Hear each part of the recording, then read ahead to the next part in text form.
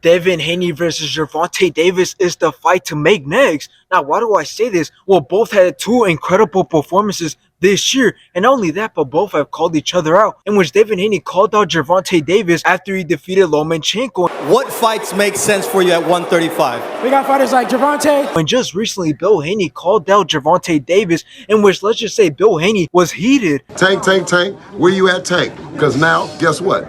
We're free, and you are. Not only that, but Gervonta Davis also said in this interview that Devin Haney is on his hit list. I got some people I want to get. Haney?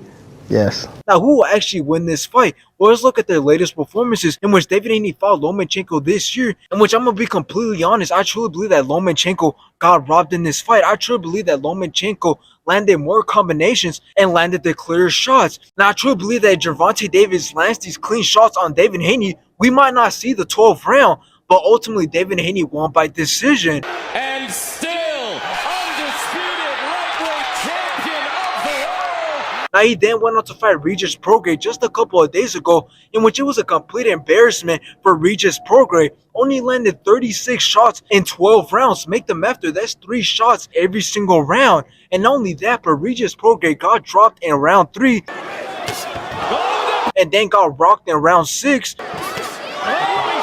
and got rocked in round 9. Limited, I think Devin Haney's making him seem that way. And ultimately, we all know what happened. Devin Haney won by decision. Now let's talk about Gervonta Davis' latest performances, in which he fought Hector Garcia early on in this year, in which Hector Garcia got rocked in round 8. Garcia is the challenger. And then in the beginning of round 9, he quit on the stool. And they're saying no, this one is over. Now let's talk about the other Garcia that he fought, which was Ryan Garcia, in which again he dropped him in round 2. He just ducked underneath that left hook, but got caught. And then finished the job in round 7 with that nasty body shot, which Ryan Garcia did not get up from. He's been able to get in. Another left hook and a right hand by Garcia. And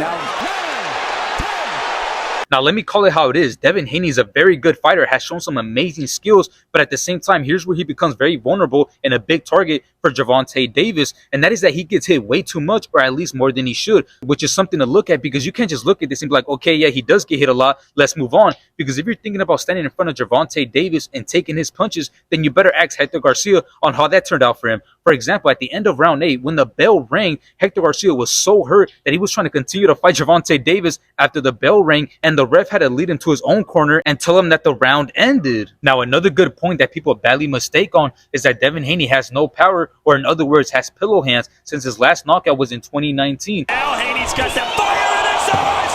A one-hitter quitter. But this is not true, since we all know he just dropped Regis Prograis, and Regis Prograis was supposed to be the one to drop Devin Haney in this fight. And not only this, but Regis Prograis, in the post-fight interview, he even said that Devin Haney definitely has power. Not the type of power that will put you out, but definitely the power that he will make you run into, or in other words, sneaky power. He has sneaky power, for sure. He doesn't have the concussive power to like just, knock you out like that, but he does have sneaky power to where he can run you into it.